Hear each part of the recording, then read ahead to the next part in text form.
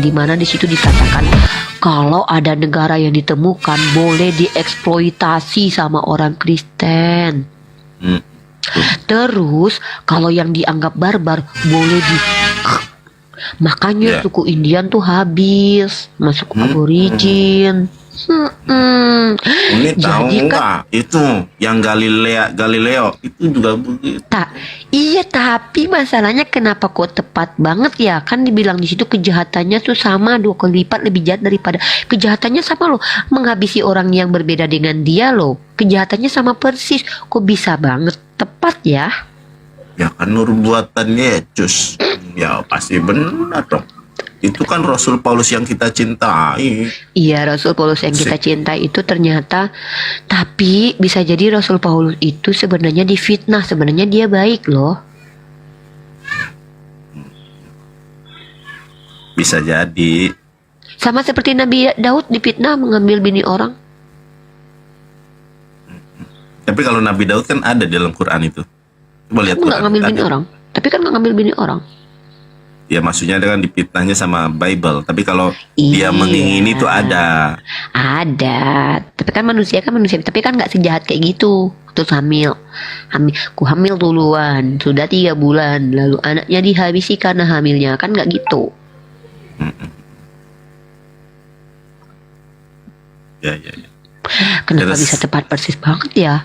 Padahal ya kan nubuatan kan, Yesus. Bener lah. tapi gini loh, maksudnya betul lah kata Allah ya. Wallahu khairul makirin. Mereka membuat kitab suci dengan tangannya justru membela Islam ya.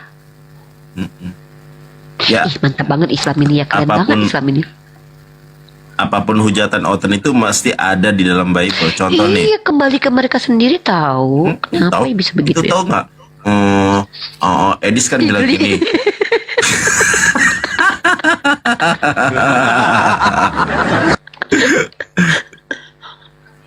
Si Edis kan bilang gini. Di hidung orang Islami ada setannya katanya. Emang Dia permasalahkan. Iya.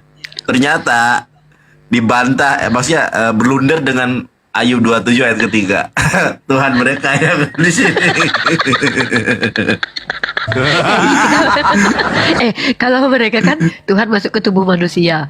Berarti bukan cuma di sini doang, di lubang dubur, di ginjal, di kelamin juga ada Tuhan berarti. Udah tahu aku no comment itu. Aku yang ada ayatnya aja. Apa ayat? Dan Loh, roh kan Tuhan. Mereka. Coba Ayub buka Ayub 27 ayat ketiga. Ayub 27. Kan si Edis bilang itu. Kenapa saudara-saudara, kenapa di hidung orang Islam ini ada setannya? Langsung terbungkam dia ketika ditunjukkan Matius 27 wahai Ayub 27 ayat 3 loh. Roh Tuhan nggak ada Ayub oleh karena dia orang bertubuh. Ayub 27 ayat ketiga. Coba dibuka. Dia bilang lah. Iya. Selama napasku masih ada padaku dan doa masih di dalam lubang hidung.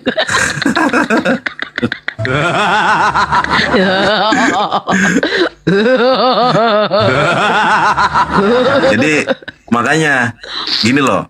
Ya Allah. Ini mohon maaf loh nih ya. Dulu kan Bang Juma dan kawan-kawan kita ya, itu kan guru-guru kita lah ya, menginstruksikan untuk jangan debat dengan Edis, ya kan? Ya. Nah, tapi kemudian aku blokir tuh, aku sempat pakai akun pertama akun utama tuh aku blokir dia. Terus banyak Oten kan, Nondor, buka blokiran Nondor. Kalau akun yang lain enggak, cuma akun utama tuh yang aku blok, maksudnya pakai akun utamaku gitu. Terus lambat laun kan kata Ustadz Wapi menjelaskan tuh, maksudnya kalau kita berdebat itu enggak masalah, justru berdebat itu ada bagian dari jihad. Yang enggak boleh itu istima, mendengar di komal mereka menghujat, kita dengerin aja, itu yang nggak boleh. Tapi kalau kalau orang yang mendapat edit kita mah oke-oke aja, yang nggak boleh. Ntar dulu. Ya makanya dengerin aku dulu dong. Ya karena aku makanya karena arahan Ustadz Wapi aku berdebat lah sama si Edis. Tahu nggak Umi? Sekarang nggak berani lagi debat dengan saya. Bayangkan, aku sudah DM dia, Edis ayo debat, ayo katanya. Jam 9 kan janjiannya ya, aku jambak, ditolak terus naikinnya muslim awam. Iya kan dia takut gara-gara Ayub 27 ayat 3. Ternyata Tuhan ada di lubang hidungnya. Bukan hanya Ayub, Uni. Saya kasih mungkin Uni belum tahu atau sudah tahu. Kalau sudah tahu syukur. Coba Uni buka 2 Korintus 12 16. 2 Korintus 12 16. Hati-hati loh, kita bentar lagi di report loh. Mereka tuh kesenangannya tuh nge-report. Ya nggak Mereka tuh apa-apa. sakit tahu sama kebenaran. Aku Baiklah, aku sendiri tidak merupakan suatu beban bagi kamu, tetapi kamu katakan dalam kelicikanku, aku telah menjerat kamu dengan tipu daya. Nah, sekarang saya tanya sama Uni. Kamu katakan itu, kan di situ kamu katakan. Jadi gini. Jadi orang yang menambahkan kata kamu katakan ini untuk menutupi reputasi Rasul yang kita cintai, yaitu Rasul Paulus. Rasul yang kita cintai. Iya, Rasul yang kita cintai, Rasul Paulus itu ditutupi reputasinya seolah-olah orang lain mengatakan. Sekarang saya tanya, kamu katakan di situ diterjemahkan dari bahasa Yunani yang mana? Nggak ada. Nah, kalau nggak ada, kalau nggak ada, terus ada. itu perkataan siapa? Itu kok bisa ada di situ? Jawab. Iya, kok bisa ada di situ? Nggak Nggak ada. jawab. Loh. Sekarang gini. Nggak ada tahu. Oke, lihat, dengerin aku dulu. Uni, coba bandingkan perkataan saya. Yang pertama, aku bukanlah suatu beban Ya. lagi buat kamu, tetapi kamu katakan aku menjerat tapi kamu katakan aku apa tuh tadi itu? Aku dalam kelicikanku. Aku menjeratmu dalam kelicik. Aku Baik. kamu katakan. Saya ulangi. Aku bukanlah suatu beban lagi buat kamu, tetapi kamu katakan aku menjeratmu dengan kelicikan dan tipu daya. Dalam kelicikan dan tipu daya. Ini yang pertama nih. Ya. Iya. Yang pertama saya sudah sebutkan. Sekarang yang kedua. Aku bukanlah suatu beban lagi bagi kamu, tetapi dalam kelicikanku aku menjerat kamu dengan tipu daya. Apa perbedaan yang pertama dan yang kedua? Itu kan beda banget. Bedanya di mana? Ustaz Wafi tuh. Jangan baca Quran lagi Uni. Ustaz mah menghalang-halangi aku dapat pahala. Gini, kalau dia yang pertama, dia menuduh orang lain yang bilang aku licik. Tapi dia yang kedua, dia ngaku sendiri kalau dia licik. Nah, sekarang saya tanya, terakhir nih sudah azan. Tapi 2 Korintus 12:16 itu yang benar original teksnya itu yang mana terjemahannya? Yang satu atau yang kedua? Kamu katakan tuh dikasih strip-strip gitu, nggak ada bahasa Yunaninya. Berarti yang benar yang dia ngaku lah. Nah, pertanyaan terakhir. Kenapa ada pihak yang menambahkan kamu katakan? Ya kan kalau nggak ditambahin nanti kelihatannya dia ngaku dia licik. Kan nggak mungkin lah Rasul Paulus yang kita cintai licik menurut orang Kristen mah. Betul, pintar. Ustaz Wafi paus lah. Ustaz Wafi mah apa-apa. Tar dulu. Ustaz Wafi curang Uni Ripa dikasih panah aku Ustaz enggak Wafi paus lah. Masa cuma panah Curang, Ustaz asmara. Kalau paus kan bisa dijadiin lauk buat buka Ustaz Wafi. Aku sampai ratusan kali aku bilang, Uni, mana si Edis? Sudah janji. Oh, terdiam semua Uni. Biasanya kan, Nandar, buka blokiran Edis, Nandar. Sekarang, nggak ada yang komen. Ustaz Wafi katanya mau didebat sama si Pukutul ya. Iya, si Sob Katul. Tapi si Sob Dia Katul mau. sekarang sudah slow nih. Coba debat sama Uni. Slow dia. Iya. Tapi nggak tahu lagi kalau lagi debat ya. Catatan. Mm-mm. Ya gini, sama aku menantang si Sophie Kutul membahas tema apa aja, esensi kitab suci, esensi ketuhanan, esensi kenabian, dengan catatan jangan kayak dulu dia kan langsung kesurupan loh, hantu belau, langsung Iya. dia berdiri, langsung manjat-manjat, gitu-gitu dia sama Uti Weti Mina langsung jambak-jambakan gini dia. Mm-mm.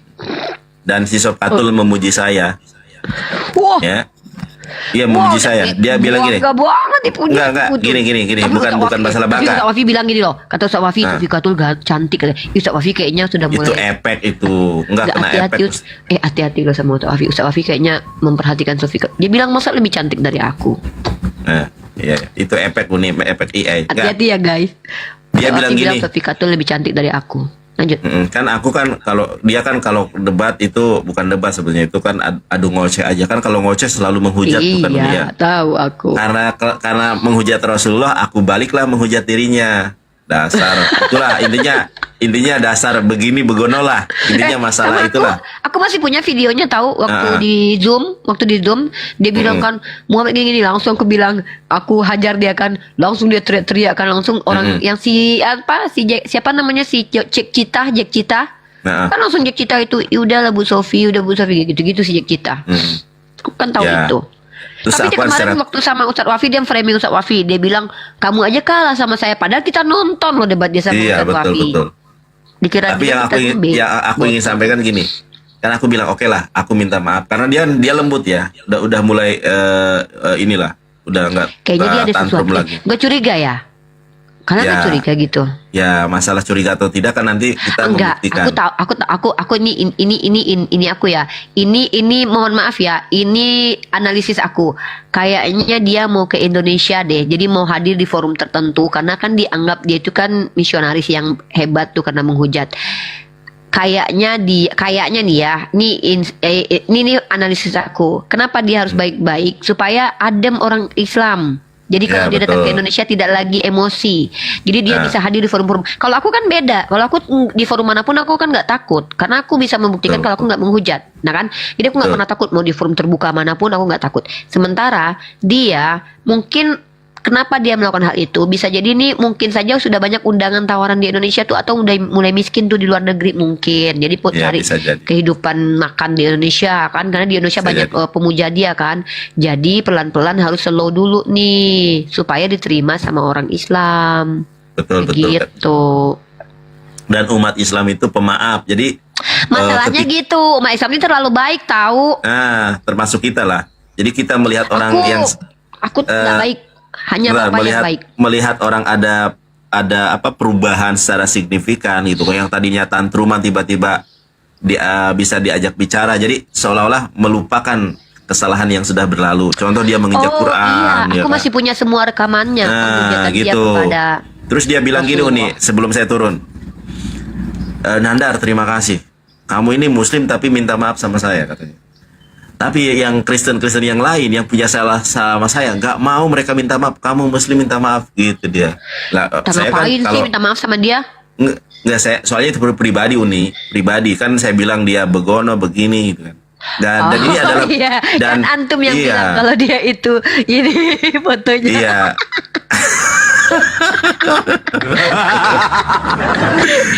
Itu pribadi Uni. Topikatul Salome. Iya, itu kan pribadi, makanya harus kita maaf. Iya Kan sih. nggak ada kayak Bener loh. Bener itu harus minta maaf loh. Karena kalau seandainya dia nggak maafin terus dia meningsoy, terus antum juga meningsoy, nanti antum dihadapin di akhirat loh. Terus enggak, kalau dia kafir beda. Kecuali dia dianya masuk kafir. Islam. Oh, maksudnya, kalau orang kafir nggak perlu lagi Ya, berhadapan enggak sama lah. kita. Orang kafir mah bebas. Oke, Uni. Kecuali kalau Uni nih jolim sama saya nanti apa namanya itu muflis, orang yang bangkrut. Ada hadisnya. Nauzubillah min dzalik. Nggak mau lah aku capek-capek ya di dunia berharap kepada Oke, Allah. Tiba-tiba dibagi-bagi. Udah maghrib. Udah Karena bukan dasar. Aku teman-teman follow akunku ya. Akunku semuanya nggak bisa live itu. Yang pertama, yang kedua, Makasih, yang Bang ketiga, yang keempat, yang kelima. Ini akun berapa nih? Sebentar saya lihat. Yonatan Nandar 706. Oh, akun ke-6 ini. Follow teman-teman ya. Mohon maaf Uni, makasih ya. Nantilah Siap. kita gabung-gabung lagi ya. Di follow aku. Oke. Sombong sekali aku nggak Oke. di follow back. Aku tuh nggak suka follow orang. Waduh, sombong kali Kecuali- nih orang nih. kecuali- Assalamualaikum. Oke, Bang Yona. Mari kita bahas tentang akhlak penyampai wahyu. Ada beberapa hal yang mau aku bahas dengan teman-teman muslim ya. Pertama, Rasulullah SAW itu kan dia kan penyampai wahyu tuh. Seharusnya dia itu kan kalau secara psikologi ya, kalau sebagai psikologi tuh, kalau dia adalah orang yang jahat, dia adalah orang yang menyebarkan ajaran dari iblis, harusnya dia itu mengakui loh kalau dia itu apa yang disampaikan itu adalah berasal dari dia sendiri. Kenapa? Kalau dia seandainya mengatakan semua yang disampaikan itu berasal dari Allah, artinya kan dia tidak memuji dirinya kan. Nah contoh kayak Om Paulus ya kan, Apa yang aku katakan semua bukan dari Tuhan, tapi karena aku bijaksana, kayak gitu tuh. Ada tuh Om Paulus tuh aku bijaksana guys, maksudnya tuh kayak lebih memuliakan dirinya sendiri gitu. Bahkan dia katakan, bukankah aku juga tidak lebih kurang daripada rasul-rasul itu tuh gitu. Nah, sementara Rasulullah SAW itu, kalau memang Al-Quran itu dari Rasulullah SAW, maka tentu di situ ada tulis bahwa saya adalah orang terbaik, saya mendapatkan kebijaksanaan, saya mendapat pengilhaman saya. Tapi tidak, justru dikatakan dalam Al-Quran nih dia bahwa tapi aku dapat itu dari buku ini, aku baca dia. Semoga Allah mengampuni semoga Allah merahmati Ustadz Nuruddin, semoga Allah melimpahkan kemuliaan kepada beliau. Karena berkat beliau aku termasuk orang yang banyak belajar bagaimana menganalisa kabar yang benar dari orang yang benar, yaitu Nabi Muhammad SAW. Nih tengok dia.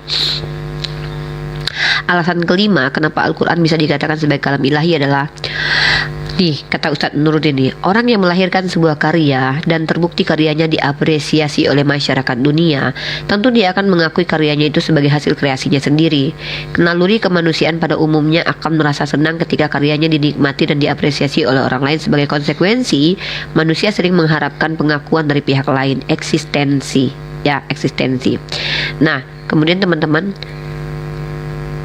ya terus tiba-tiba yang terjadi justru sebaliknya. Nah, bahkan orang-orang demi mengakui dirinya sebagai orang yang hebat, dia rela mencuri karya orang lain. Tapi perhatikan dalam Al-Quran, sekiranya Al-Quran ini adalah karangan Nabi Muhammad, maka mestinya kitab suci ini diakui sebagai karyanya sendiri. Tidak ada gunanya dinisbatkan kepada sosok yang lain. Tidak ada gunanya. Kemudian kalau memang Nabi Muhammad menisbatkan kepada Allah agar dia mendapat kedudukannya lebih terhormat lagi di tengah-tengah masyarakat. Tapi kalau kita lihat rekam jejaknya Nabi Muhammad menolak asumsi bahwa beliau itu ingin eksistensi. Contoh, beliau sebelum menjadi nabi, beliau adalah orang yang sudah mendapatkan tempat di sisinya masyarakat Arab. Sudah kaya karena istrinya seorang pengusaha. Bahkan beliau adalah orang yang dicintai sama musuh-musuhnya. Justru ketika beliau mengaku sebagai Rasul, dia diboikot, dimusuhi. Kan rugi kan dia harusnya kalau dia butuh eksistensi. Nah, kemudian dalam Al-Quran, apabila dibacakan kepada mereka ayat-ayat kami secara jelas, orang-orang yang tidak mengharapkan pertemuan dengan kami di akhirat berkata, datangkanlah kitab selain Al-Quran ini atau gantilah. Katakanlah, Muhammad, tidaklah pantas bagiku menggantinya atas kemauanku sendiri. Bagaimana mungkin orang yang memang jahat pengen membawa keburukan, lalu punya akhlak sebagus ini yang disebut dengan akhlak penyampai wahyu, dia tidak mengklaim itu datang dari dirinya sendiri. Nah, bagaimana dengan Rasul Paulus yang kita cintai? Rasul Paulus yang kita cintai itu adalah orang yang mengaku bahwa dia itu dapat informasi dari Tuhan langsung dan jumpa dengan Tuhan. Tapi kalau awak coba betul-betul, awak akan tengok macam mana Rasul Paulus yang awak cintai itu akan nampak betul kalau dia tu sangat menggarut. Kalau kita tengok dalam beberapa ayat pengakuan dia tadi, termasuk apa yang disampaikan oleh Yonatan Nandar tadi, maka ada beberapa kali dia selalu untuk menunjukkan apresiasi terhadap diri dia sendiri. Salah satu, ada beberapa ayat yang I nak tengokkan kepada you semua, bahawa siapa sih ni? Marcia Bortin, bunda jangan bahas kitab orang. Loh, emang Bible ini enggak boleh dibaca ya? Bukannya Bible ini adalah kitab suci yang diperintahkan untuk disampaikan ke seluruh makhluk? Kenapa saya tak boleh baca tau? Nah, kalau awak tengok dalam beberapa ayat, macam mana akhlak dari Paulus sendiri setelah mengaku bahawa dia adalah seorang penyampai perkataan Yesus, kita akan dapat tangkapan-tangkapan beberapa percakapan. Yang pertama, dalam 2 Korintus pasal 11 nombor 8, jemaat-jemaat lain telah kurampok dengan menerima tunjangan dari mereka supaya aku dapat melayani kamu. Dekat sini dia menunjukkan perbuatan jahat dia ketika merampok itu adalah perbuatan baik demi orang lain. Macam mana melegalisasi perbuatan yang tak senonoh tau? Inilah macam-macam sesuatu yang ada hal-hal yang menggarut. Kalau kita tengok lagi, Ustaz Arif dah live kah? Ya, aku pindah nanti ke Ustaz Arif ya guys. Dalam kitab Roma pasal ketiga number 7, tetapi jika kebenaran ilahi oleh dustaku semakin melimpah bagi kemuliaannya, mengapa aku masih dihakimi lagi sebagai orang yang berdosa? Dalam ayat ini pun dia tak nak diakui sebagai seorang yang berdosa, kerana dia merasa kalau apa yang dia buat tu adalah perbuatan yang betul. Dia membela perbuatan-perbuatan jahat dia hanya untuk menyebarkan apa yang dia nak ajarkan. Lanjut. Dan kita kalau tengok macam mana dia ni suka meminta upah, ya, dalam 1 Corinthians chapter 9 verse 11, you can read on the book Corinthian. Jadi jika kami telah menaburkan benih rohani bagi kamu, berlebih-lebihankah kalau kami menuai hasil duniawi daripada kamu? Dari sini dia meminta hasil duniawi. Awak tahu kan apa hasil duniawi? Apa lagi kalau bukan cuan kan? Tahu kan? Nah, apalagi dia ngaku, saya kalau perkara kerasulan saya tak lebih buruk daripada rasul-rasul lain tu. Sementara dia tak pernah jumpa dengan Yesus. Apalagi dia pernah cakap juga, kalau dia apa yang dia lakukan bukan dari percakapan Tuhan, tapi apa yang dia maksudkan sendiri, kerana dia mengaku bijaksana. Ini sangat teruk sekali tau. Ini sangat tak patut. Tak boleh. Kalau seorang akhlak penyampai wahyu tu harus macam Nabi Muhammad ni tau. Ketika dia dihujat, ketika dia dihina, dan bahkan kalaupun dia punya privilege, tak semua privilege dia ambil. Bahkan kehidupan dia pun harusnya dia adalah orang kaya, tapi dia tak berkaya-kaya raya tu. Dia tidur dekat tikar yang biasa je tau. Bahkan puteri dia sendiri hidup dalam keadaan miskin. Macam mana boleh macam tu? Inilah akhlak penyampai wahyu. Jadi kita ni bisa menengok, kita bisa tahu macam mana secara rasional kita bisa menilai mana, ingus mah keluar. Maaflah ya, biasalah saya masih dalam berkembang umur ya, jadi masih ingusan ya. Tak apalah, tak batal pun pasal awak tengok ingus ai. Kena azab pula kalau ada ingus. Macam mana kalau berdarah? Macam Tuhan awak tak kena azab ke? Apa air tutup aja lubang ni biar tak keluar ingus? Okey. Kalau kita lihat dalam banyak-banyak ayat macam mana ada nubuatan tentang Nabi palsu, kenapa betul-betul sama persis yang dilakukan oleh Paulus? I tak faham. Astagfirullah. Apa macam jenazah ni ai? Gatal tu lubang hidung ai. Aduh mak, gatal. Bentar mau bersihin dulu.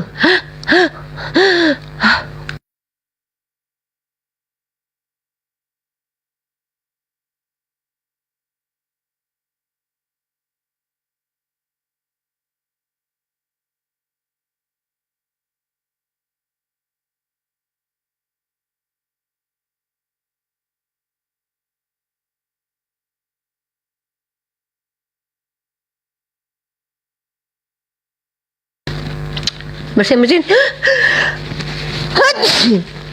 Bersin keluar mutiara. Mutiara. Bersin keluar Tuhan. Keluar Tuhan dari lubang hidung. Minum madu Vitasma. Saya ni memang alergi dekat AC tau. Dengan debu pun saya alergi tau. Saya alergi dengan debu tau. Sebenarnya aku pakai masker lah. Pakai masker aku ni. Tunggu aku buang dulu Edis ya. Edis sudah aku buang dulu.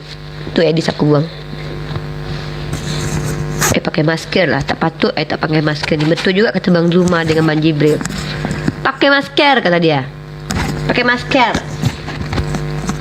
Kamu terlalu manis untuk dilihat katanya. Kata Bang Jibril sama kata Bang Zuma. Pakai masker. Alhamdulillah. Oke, aku pindah. Ya Ustaz Arif, aku pindah sekarang ke sana. Baiklah, aku pindah ke tempat Ustaz Arif karena di sana adalah tempat kita mengajar belajar. Oke, kita ke sana.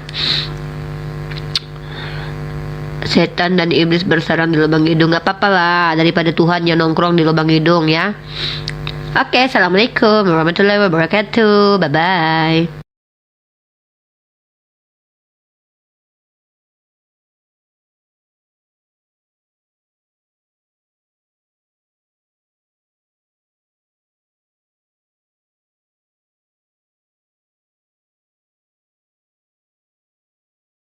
Bacakan ya Tuk ya. Iya, sungguh kami benar-benar telah menganugerahkan kepada Bani Israel satu, kitab suci, dua, hukum, dan tiga, kenabian. Kami pun telah menganugerahkan kepada mereka, yaitu Bani Israel tadi, rezeki yang baik, dan kami lebihkan atas semua umat. Begitu tuh. Pertanyaan saya tuh, ya, kenapa Ismail tidak disebut sebagai nabi tuh? Ada di ayat lain disebutkan bahwa Ismail itu seorang nabi. Iya, di Al-Ankabut 27 tuh. Ini tuh. Tunggu dulu. Dan Anda tanya, apakah Ismail itu disebut seorang nabi? Dalam ayat lain dikatakan, Lucu, ya, pertanyaannya lucu. di ayat lain kalau masalah Ismail itu di luar Bani Israel. Oh. Ismail itu punya Aku turun dulu suaraku double. Oke, siap. Ya. iya. Oke, kita ya, di dalam Al-Quran dikatakan, kita baca ya. Di mana itu? Apakah Tuh? Ismail itu seorang nabi dalam Al-Quran? Kita baca ya. Kita baca Iya. ayatnya. Yang Kita baca dianugerahkan ya ayatnya. tuh. Iya. Ya. Iya. Ismail Awas gitu ya. salah lu tuh. Iya, nih ya. Iya. Gua Gitu coret ya. kau dari pertemanan kalau nggak bisa Ya temukan ayat Bani Ismail jadi nabi. Israel wadhkuru ni'mati allati Silakan, tuh. an'amtu 'alaikum Iya, bentar. anni faddaltukum Di dalam surat Maryam ayat 1 ayat 54 baca. Maryam. Ya baca aja tuh. Baca. Dan Ya, ceritakanlah Muhammad kisah Ismail dalam kitab Al-Quran. Dia benar-benar seorang yang benar janjinya, seorang rasul dan nabi. Awalnya gimana tuh? Dan cerita itu tuh. Nah, iya, seorang Bukan nabi. anugerah loh. Ismail seorang nabi. Cerita Kau tanya itu tuh. tadi kalau Aduh, Gimana udah sih? dijawab lagi Bang Datuk. Udah, nggak usah dijawab lagi udah. Tuh. Kita yang lain, Iya. kita materi aja. Iya. Cuma percuma. Iya, gimana Coba, itu? Udah ada Loh, saya dalil, belum masih belum ditolak. belum puas dengan Iya. jawabannya. Enggak. sudah. Bang Datuk bukan pemuas siapapun ya. Kau sudah minta Betul. data, sudah ditunjukkan. Enggak usah buang-buang waktu Bang Datuk. Kita mencerdaskan orang yang Kok mau di mute? dicerdaskan aja. Kenapa? Nggak bisa- Saya belum puas jawabannya. Saya Ya Itu kalau tadi kamu puas pergilah kau cari tempat menceritakan, lain itu di sana. dicer- Kalau emang kau pikir Bang Datuk untuk memuaskan kau, ada-ada aja orang Kristen nih. Ingatlah, kami ini bukan orang yang diberikan kewajiban oleh Allah mencerdaskan orang yang Kalau Ismail bukan nabi, berarti si Muhammad juga bukan Aduh, nabi. mampus lah ini. Dalil sudah dibacakan, maumu apa lagi? Udahlah, Malu udahlah, dah. kita udah tahu kok. Kau sudah malu sebenarnya karena ternyata ayatnya Nabi Ismail itu Enggak, Nabi memang, nggak ada. memang jawabannya bukan Ya udah, itu. ya udah jawabannya Iya. nggak seperti yang kau mau. Oke, Saya sekarang berarti kau kan tunjukkan Muhammad sama bukan aku nabi. dalil. Siapa nama Bapak Paulus? Iya. Coba, aku mau tahu Bapak Paulus siapa? Ya kalau Paulus Coba. nabi Nah, sama ini kok Paulus. di mute. Coba Berarti Paulus Muhammad dikatakan Yesus Rasul mana? Coba ketika Yesus sendiri mengatakan Paulus Rasul di mana ayatnya?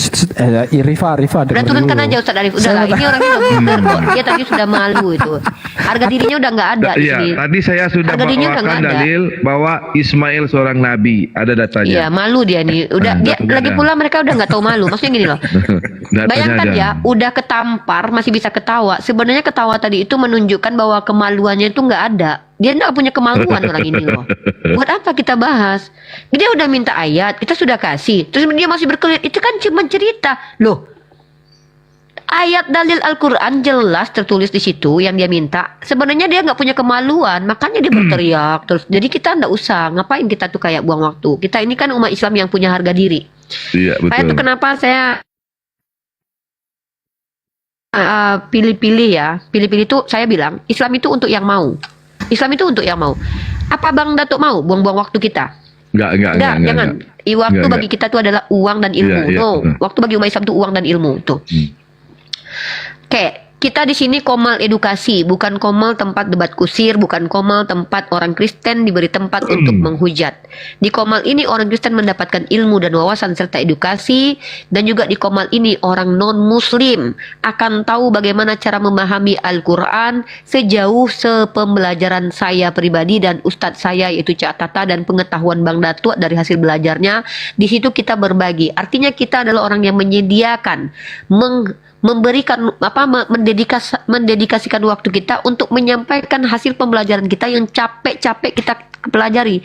Tiba-tiba kita harus menghadapi orang seperti tadi, maka itu tidak worth it bagi kita. Sama seperti kita menggonggong ketemu dengan binatang yang juga menggonggong. Nauzubillahi min dzalik. Makanya saya sangat tidak akan terima abang-abang saya, ustadz-ustadz saya menghadapi orang-orang yang hanya akan membuang energi, apalagi di Ramadan Karim ini.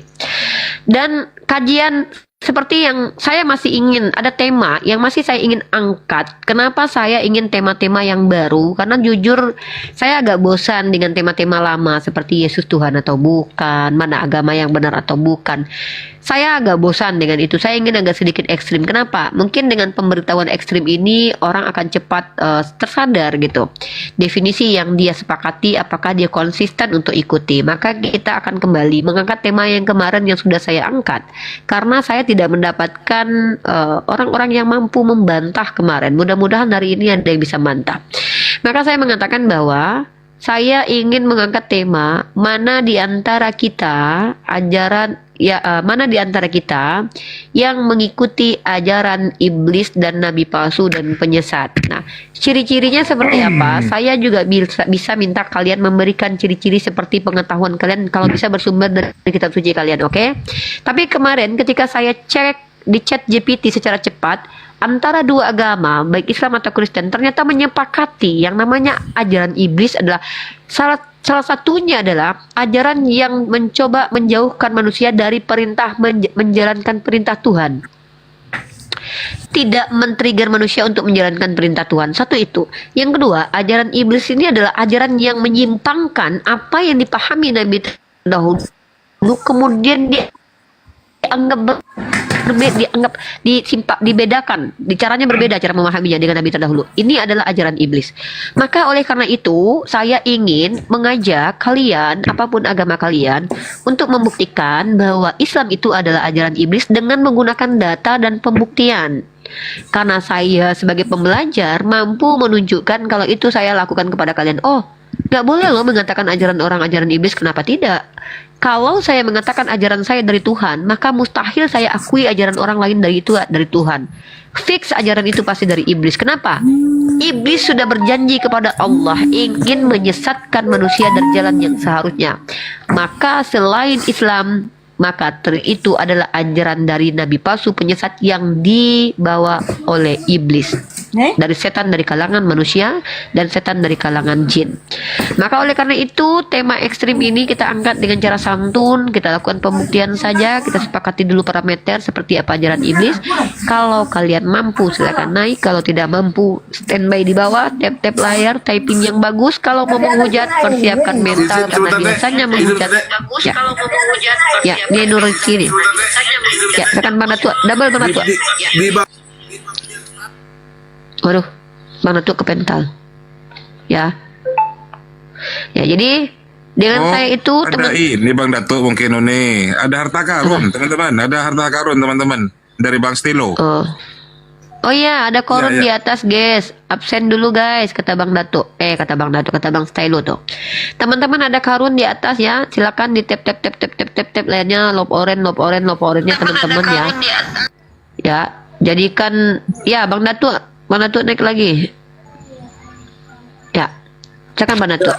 Ada harta karun di atas, tolong tekan di atas ya. Ya, ada harta karun di atas. Itu Bang Stilo yang ngasih itu. Jadi nanti tolong diisikan kepada Lola Foren ya. Untuk Lola Forennya nanti ya. Oke, makasih. Nanti Pak.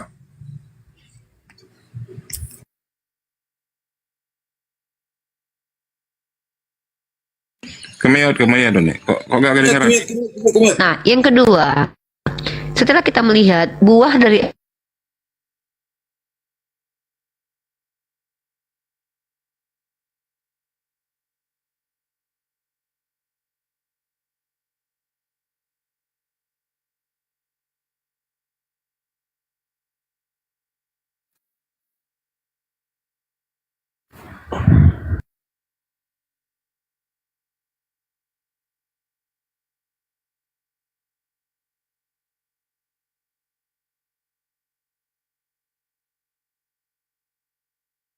Info aja tuh.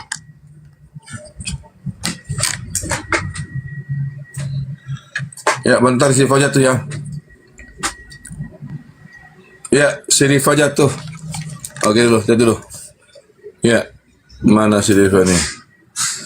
Ya, si Rifa jatuh ya. Dulu kita lihat dulu. Kayaknya jaringannya kurang bagus kayaknya. Ya. Iya, kayaknya jaringannya kurang bagus ini.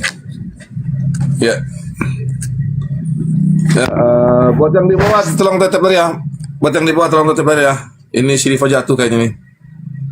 Ya. Mana si Rifa nih? Ya. Ya, di tetap layar kemudian ada namanya kata karun diketik tolong ya. Itu Bang Stilo yang ngasih. Kalau bisa dikasihkan ke Lala Foren kepada kami sebagai bukti keberadaan Anda semuanya ikhwan filah yang ada di bawah. Ya, mana si Rifa ini? Kena tombak dia bagaimana nih? Aduh. Ya. Ya, buat yang di bawah tolong ya. Makasih banyak yang udah isi sisi Lala Foren ya. Yang udah isi sisi Lala Foren. Semoga udah tuh ya. Makasih banyak yang udah isi sisi Lala Foren ya. Ya. Selamat sore John Alexander. John Alex, iya siapa ini? Arul Christian, selamat sore Arul Christian. Arul Christian. Selamat sore Bang. Ya, Kristen ya. Ya, saya Kristen. Ya, sambil menunggu guru narasumber kami yaitu Nirifa di sini. Ada yang kita diskusikan Bang? Seperti yang disampaikan oleh Nirifa tadi bahwa tadi saya diundang untuk naik, tapi kebetulan saya ada lagi nyetir, mungkin 10 Anda 15 dengar menit dulu, lagi Anda Bang. dulu. Oke, siap. Ya, siap. Yang buat di bawah, si Rifanya jatuh ini. Kenapa si Rifa ini? Kok nggak ada lagi nih? Ya, buat yang di bawah silakan, Kristen di bawah silakan naik. Ya, ada Bang Kris Moto. Assalamualaikum Bang Moto. Waalaikumsalam warahmatullahi wabarakatuh. Assalamualaikum semuanya. Aku sambil kerja ya. Lanjut. Oke, siap. Iya. Di sini ada John Alexander. Selamat sore Bang John Alexander. Selamat sore. Bang John Alexander. Selamat sore Kristen ya. Iya. Kristen ya. Ya. Iya, benar. Seperti yang disampaikan oleh Nirifa tadi, mana yang ajaran dari iblis? Ajaran iblis itu adalah ajaran yang melarang untuk melaksanakan perintah Tuhan. Atau yang membatalkan hukum Tuhan. Betul Bang? Betul Bang? Perintah mana yang dibatalkan? Di dalam Galatia 5 nomor 2 dikatakan oleh Paulus, jikalau kamu menyunatkan dirimu, maka Kristus tidak berlaku bagimu, kata Paulus. Di dalam Galatia 3 nomor 13, Paulus mengatakan hukum Taurat itu terkutuk. Sementara di dalam Kejadian 17 dari ayat 1 sampai 20, di situ dikatakan bahwa sunat adalah perjanjian kekal. Kenapa Paulus membatalkan hukum Taurat ini?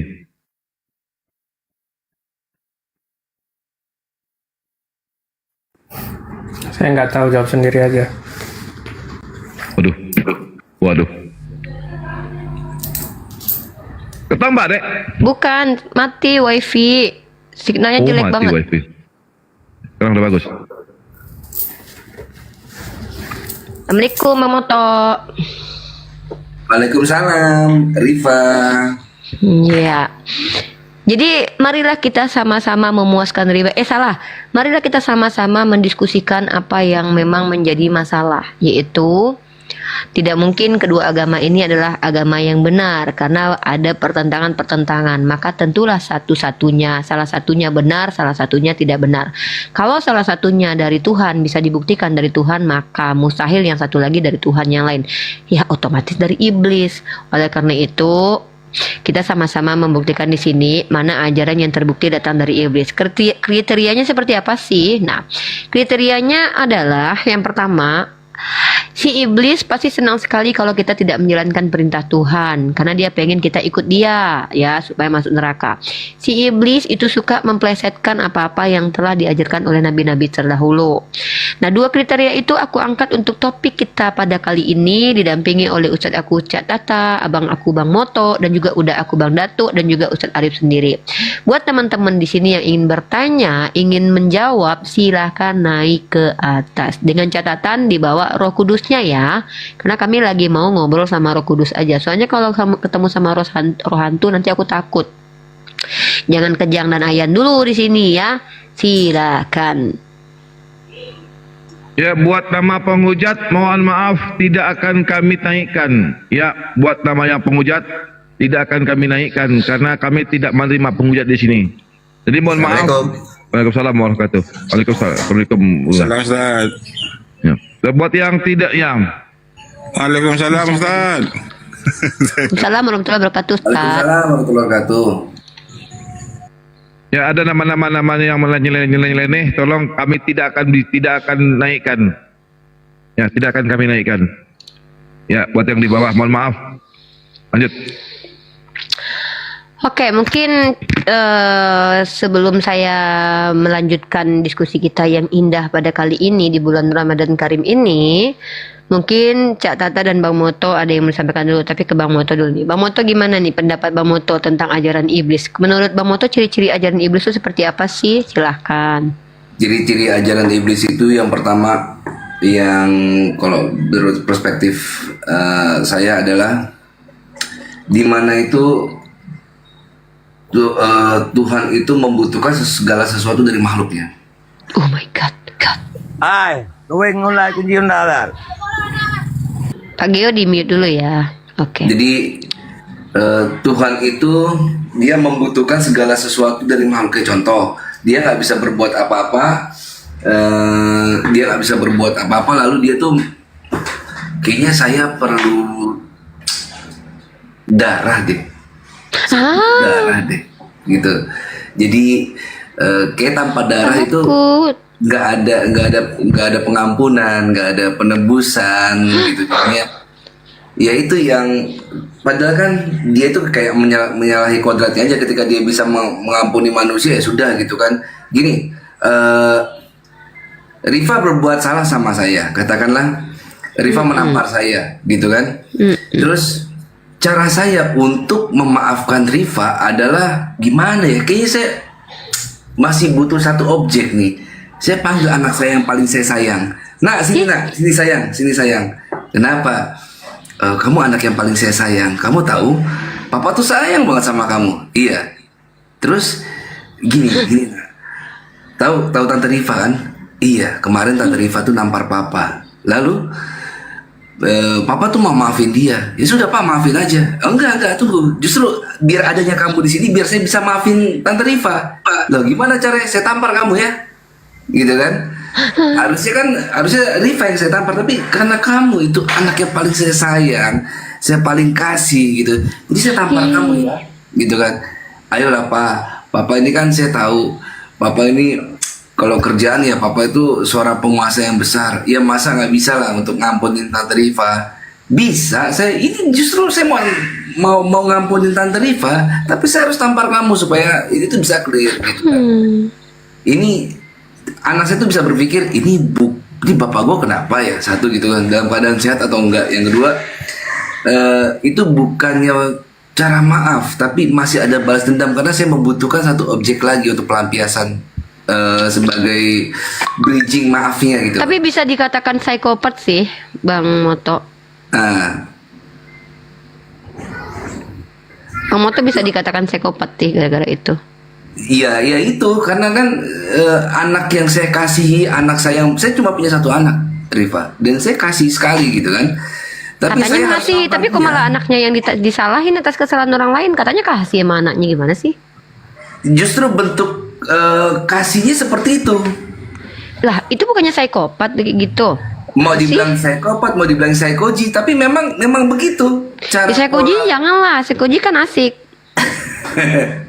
Jadi mau diapain juga, itu cara bentuk kasih sayang menurut kayak saya. gitu? Gimana? Itu kan secara psikologi udah Saya ada tuh sayang masalah. sama Rifa, saya nggak mau nampar Rifa. Saya butuh Ya, satu tapi kan tuh objek. anaknya katanya sayang juga. Masa Oh, gitu? saya jelas sayang banget. Anak yang kali saya kasihi loh. Ih, ada apa sih dengan Bang Moto? Bang Moto kayak gitu, kayaknya Bang Moto harus berobat kayak rumah sakit jiwa deh. Saya nggak butuh berobat, saya butuh bertobat. Oke. Karena kalau berobat belum tentu sembuh, tapi kalau bertobat agak harapan susah sembuh ya. akan akal saya itu ada.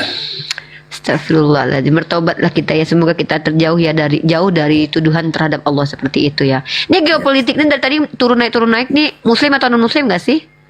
Yang muslim jangan naik lah ya, kan banyak nih ada Cak Tata. Kalau mau nyimak di bawah aja ya bang. Ya kecuali antum Kristen dan antum kemarin bilang Islamnya agak berbeda. Udah cari room Islamnya agak berbeda aja kali. Ini geopolitik ini kemarin tuh bilang itu Islamnya agak berbeda kata dia. Ngapain kesini atuh? Ini mah room diskusi lintas agama. Ya oke. Sekarang Cak Tata nih. Aku mau interogasi Cak Tata dulu. Assalamualaikum Cak Tata, dibuka mic-nya Cak Tata. Kapan lagi aku interogasi nih? Waalaikumsalam. Ada apa? Oke, sekarang aku tanya sama Cak Tata. Kalau seandainya Cak Tata menjadi kurios, bisa melakukan apapun, terus Cak Tata bikin, Cak Tata waktu itu kan kurios tuh, ya kan, bisa membuat apapun lah. Tiba-tiba pengen bikin manusia tuh, nah, terus dibikinlah orang kan, namanya Moto, terus dibikin Moto. Tapi karena Cak Tata yang bikin, dimasukin ke dalamnya chip, yang mana dia bisa memilih, bisa berbuat salah, tidak, dimasukin chip kan. Gitu kan. Nah ini Cak Tata yang bikin nih. Setelah dibuat, Cak Tata tahu nanti chip ini akan membuat dia masuk ke dalam parit, ya kan. Kalau di dalam parit nanti dia merusak dirinya sendiri. Cak Tata marah tuh, pokoknya berdosa kau ya. Apa solusi seorang Cak Tata yang adalah seorang saintis membuat robot, ketika sudah memberikan sebuah bikin robot dan sudah dimasukkan chip di dalamnya, di mana chip itu bisa membuat dia salah dan tidak. Tapi Cak Tata sayang sama robot ini. Nah, tapi nanti dia masuk ke dalam merusak dirinya. Bagaimana Cak Tata supaya bisa memaafkan robot ini? Silakan Cak Tata sebagai kurios yang baik. Ya, silakan Wesley. Ini Wesley Oton apa Kristen? Gak dijawab pertanyaan aku. Ada urusan. Assalamualaikum. Waalaikumsalam. Bang Masli di bawah dulu Bang ya. Gak dijawab pertanyaan Kita nunggu gue. hotel Bang ya. Cak Tata gak mau jadi Tuhan-Tuhanan dia. Oke. Di sini Bang, kita Bang. sedang menguji Gitu, kecerdasan Cak Tata berbanding dengan kecerdasan Tuhan tentu aja. Bukan. Cak Tata masalah itu nggak mau. Iya. Jadi gini teman-teman, kenapa aku bertanya seperti itu? Karena secara naluri manusia, kita sebagai manusia yang normal, kita kalau diberikan kekuasaan saja, kalau memang kita mengasihi seseorang, kita akan mudah memaafkan. Kita aja diperintahkan untuk memaafkan. Ini Cak Tata nih, dia tampar aku trap. Loh, karena aku memiliki sifat pemaaf, ya udah. Kalau aku dikatakan pemaaf itu kalau aku memaafkan dengan tidak mempersulit. Gas, target kilat. Ada target, Iya, target kilat ya. Awas mawar. Jangan mawar aja ini. Iya, iya. Harus terpenuhi nih. Iya, 40 orang. 40 orang mawar. Satu orang, cuman satu Satu orang. orang satu mawar. Bang Tilo Tidak nggak bisa Bang berlaku. Tilo. Bukan Nggak PK berlaku. ini, weh. Main PK. Bukan Bang Tilo target satu ini, orang Ustaz, satu. target. Bukan PK. Untuk naik level, Satu untuk naik level. orang satu mawar. Bukan Bang Melia, satu orang satu mawar. Satu Bang orang Dato? satu mawar. Jauh Datuk. Ini kalau Iya, satu orang satu mawar. Udah. Iya, fokus bukan pembahasan MPK, aja, bukan Pak MPK. Mawar. Udah fokus Iya, pembahasan. satu orang satu mawar. Satu orang. Nah, fokus pembahasan aja ya. Masalah mawar, masalah itu nggak apa-apa. Ya, rezekinya ya. Ya. Kita Lanjut. sana.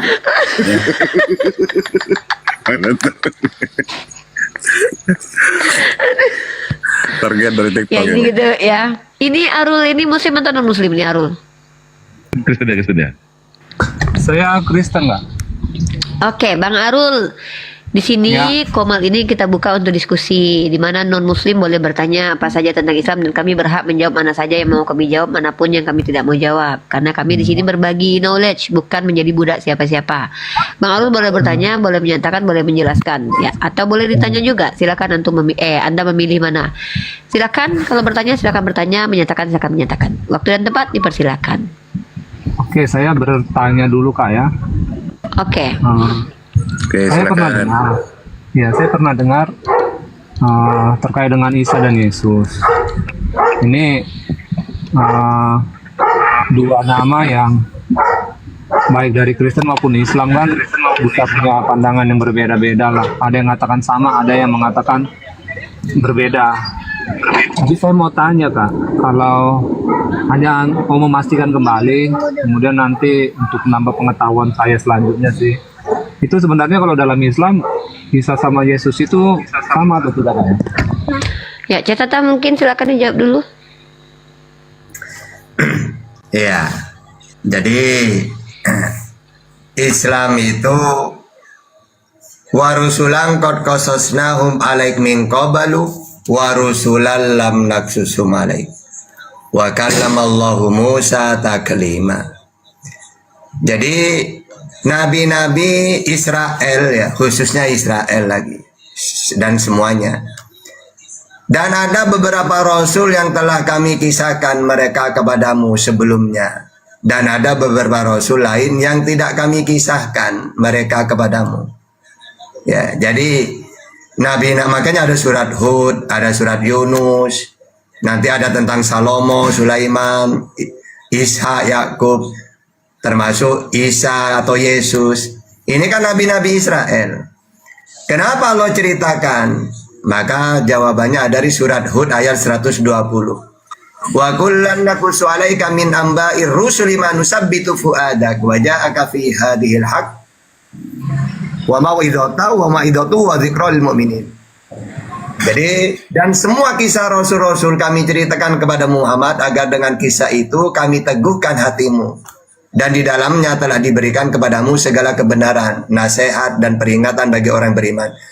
Jadi sebenarnya Yesus ya Isa, Musa ya Musa, Ishak ya Ishak, Salomo ya Sulaiman. Karena tujuan Al-Quran ini meluruskan. Dulu Isa ini ngaku utusan, ngaku nabi, ngaku yang mentuhankan Allah seperti Musa. Tiba-tiba diselewengkan ajarannya. Setelah dia tidak ada, maka dia dituhankan. Islam meluruskan, laqad kafara alladziina qalu innallaha salisu salasa. Orang yang mentuhankan seperti Isa tersebut, ya kafirlah orang seperti itu. Jadi sebenarnya kalau dalam Islam Isa ya Yesus. Misal saya mengatakan bukan, orang berbeda, lalu saya nanti tambah ribet saya. Lalu dia siapa anaknya Isa itu? Orang mana? Nah, tambah repot. Mendingan saya jawab ya Isa ya Yesus, Salomo ya Sulaiman, ya Ibrahim ya Abraham. Kalian percaya atau tidak? Ya terserah. Cuma nanti perbedaan nanti apa? Dalam Islam Isa itu ketika mau disalib diselamatkan oleh Tuhan, oleh Allah. Kalau Yesus, kalau menurut Kristen dibunuh beneran, yang disalib beneran itu memang Yesus. Nah itu baru beda. Ya, karena dalam Islam itu dia dimuliakan. Ya, sedangkan kalau menurut Kristen, ya dialah yang mati terkutuk itu memang sesuai Galatia 3:13 itu. Jadi gitu. Cuma di dalam Islam ya, misalnya Bang Moto, Bang Juma atau Rifa, dia menjawab tidak masalah. Makanya saya suka mau jawab iya, yang penting Bang Moto menjawab sama. Beliau bisa berdebat. Misalnya Bang Rifa mengatakan tidak sama, dan dia bisa menjelaskan juga. Tergantung. Yang penting yang ngomong debater, dia menguasai, tidak masalah. Nanti kalau mengatakan sama dalam hal apa, seperti apa, ya dialog kita. Yang mengatakan beda, ya yang penting mereka punya ilmu, pasti arahnya kan nanti yang disalib nanti ke situ. Yang penting bisa menyampaikan. Cuma kalau secara umum nggak boleh. Isa bukan Yesus nggak boleh. Berarti Allah itu menceritakan siapa? Wong jelas-jelas Allah meluruskan nabi yang diselewengkan. Gitu sebenarnya. Cuma dalam hal dialog terserah. Kadang-kadang saya ya mincra-mincra, tergantung lawannya. Gitu ya. Oke, silakan Bang Boto atau yang lainnya.